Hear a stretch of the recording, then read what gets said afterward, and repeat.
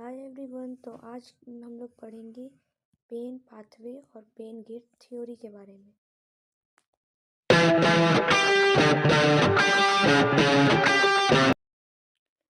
Hello everyone.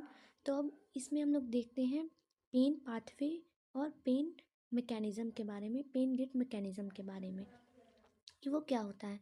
तो सबसे पहले ही मैंने आपको बताया था कि क्या होता है, हमें जब चोट लगती है या हमें चोट लगती है तो क्या होता है, जो हमारे फाइबर्स, पेन के फाइबर्स जो नोसी रिसेप्टर रहते हैं वो एक्टिवेट होते हैं। तो जैसा कि मैंने आपको बताया था पहले कि फास्ट पेन होता है और स्लो पेन होता है।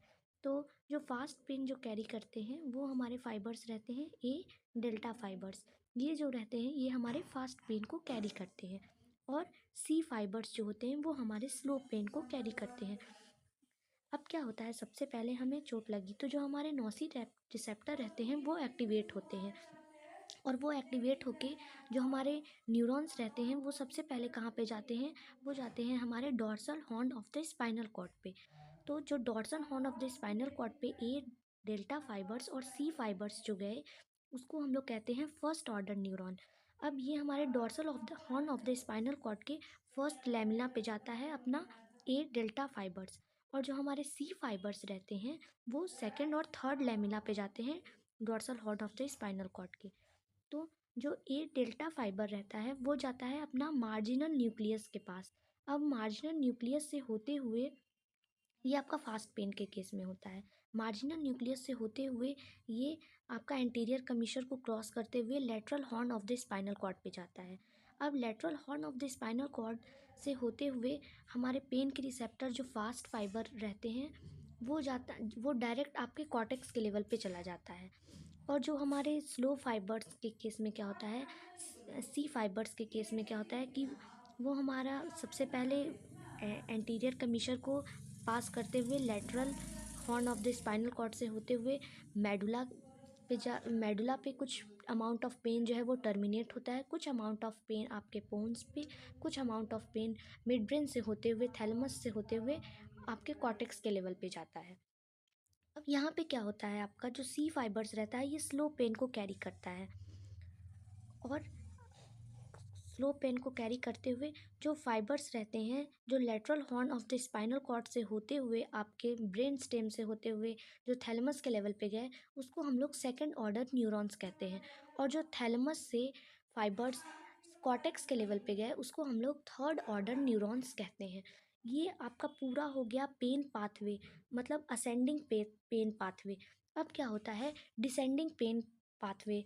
अब ब्रेन के लेवल पे तो ये चला गया, उसके बाद ब्रेन के जो सोमैटो सेंसरी एरिया अपना रहता है 3 to 1 सोमैटो सेंसरी एरिया पे क्या होता है, यहाँ पे पेन आपका परसीव होता है। अब इसके बाद पेन जो होता है वो डिसेंडिंग ट्रैक्ट से होते हुए वापस स्पाइनल कॉर्ड के लेवल पे आता है।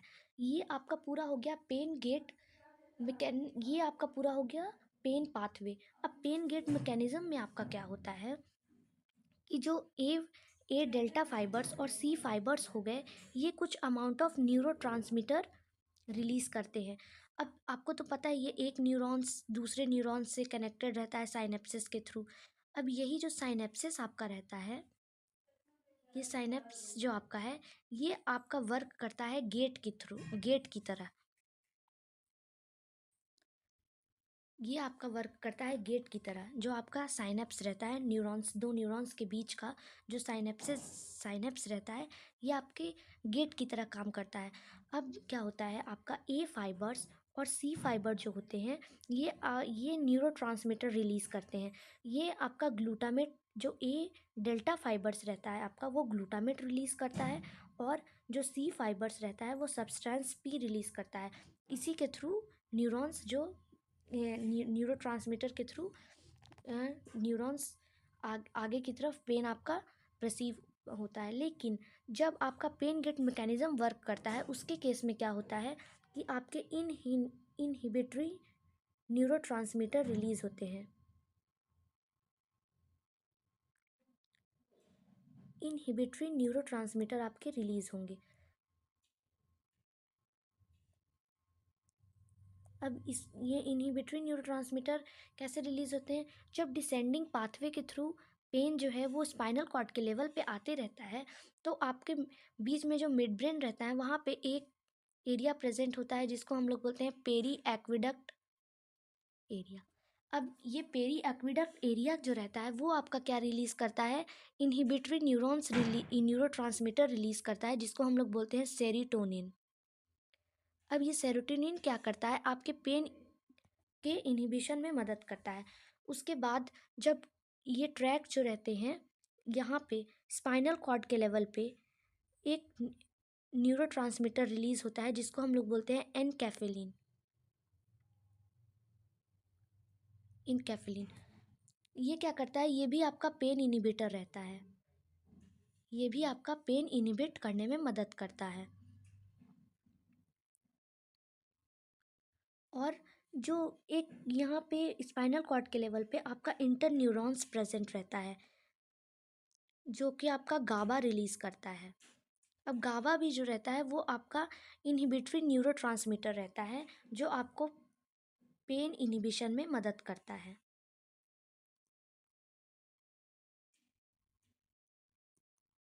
अब ये कैसे पेन इनहिबिशन कैसे करता है?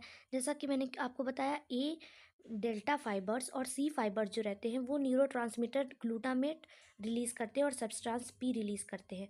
अब अपने को चोट लगी तो न्यूरोट्रांसमीटर सब्सटेंस पी और ग्लूटामेट रिलीज हुआ, लेकिन पेन सप्रेशन और पेन गेट थ्योरी क्या करता है कि वो स्पाइनल कॉर्ड के लेवल पे ही आपका इंसेफेलिन या फिर गाबा रिलीज करता है, जिससे क्या ये इनहिबिटरी न्यूरॉन्स क्या करते हैं कि आपका सब्सटेंस पी और ग्लूटामेट को रिलीज होने ही नहीं देते हैं। तो फर्दर जो पेन का परसेप्शन रहता है, पेन जो कैरी होते हैं ब्रेन के लेवल तक, वो यहाँ पे इस लेवल स्पाइनल कॉर्ड के लेवल पे ही इनहिबिट होता है। तो पेन जो है वो आगे पहुँच ही नहीं पाता है, अपने ब्रेन तक जा ही नहीं पाता है और हमें पेन फिर फील होता ही नहीं है। तो ये आपका हो गया pain gate mechanism. Thank you.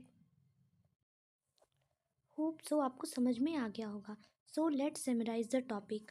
हम टॉपिक समराइज करते हैं। सबसे पहले हमने पढ़ा पेन पाथवे के बारे में। अब पेन पाथवे में क्या होता है कि आपका नोसिसेप्टर के थ्रू आप पेन जो है वो आपके ब्रेन के लेवल पे पहुंचता है, उसको हम पेन पाथवे कहते हैं। अब पेन गेट मैकेनिज्म में क्या होता है कि पेन गेट मैकेनिज्म में बेसिकली हम क्या करते हैं कि पेन को इनिबिट करते हैं, पेन को रोकते हैं, ब्रेन तक ना जाए, या फिर वो पेन इनिबिटरी न्यूरोट्रांसमीटर के थ्रू हम लोग पेन इनिबिशन में करते हैं।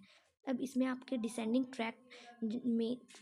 ट्रैक जैसे कि मिड ब्रेन हो गया, मेडुला, इस लेवल पे आपका पेन जो है वो इनहिबिटरी न्यूरॉन्स के थ्रू पेन जो है वो डिक्रीज होता है।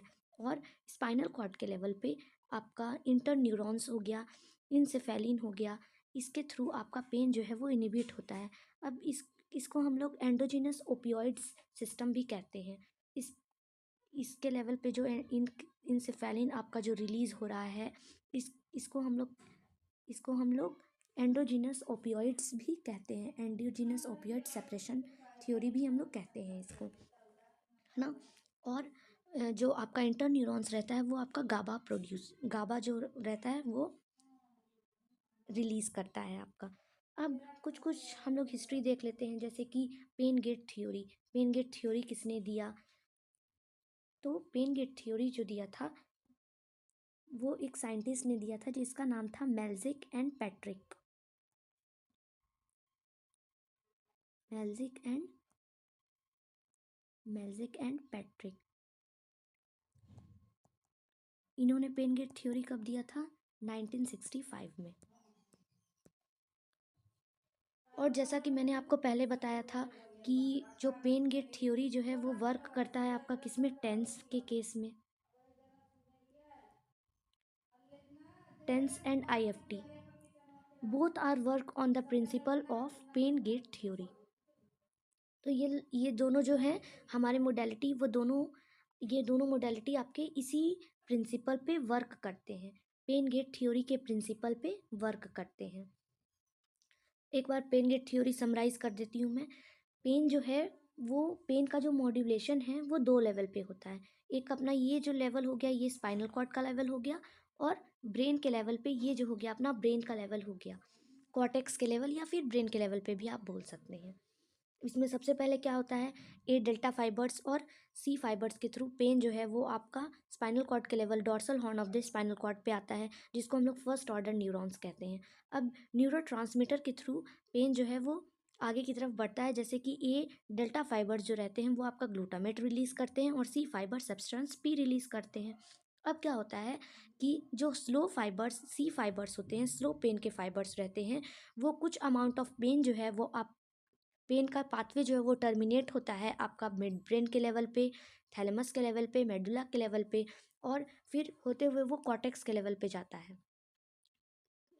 अब ये अलग अलग order, first order neurons, second order neurons और थर्ड ऑर्डर न्यूरॉन्स के थ्रू होते हुए कॉर्टेक्स के लेवल पे जाता है।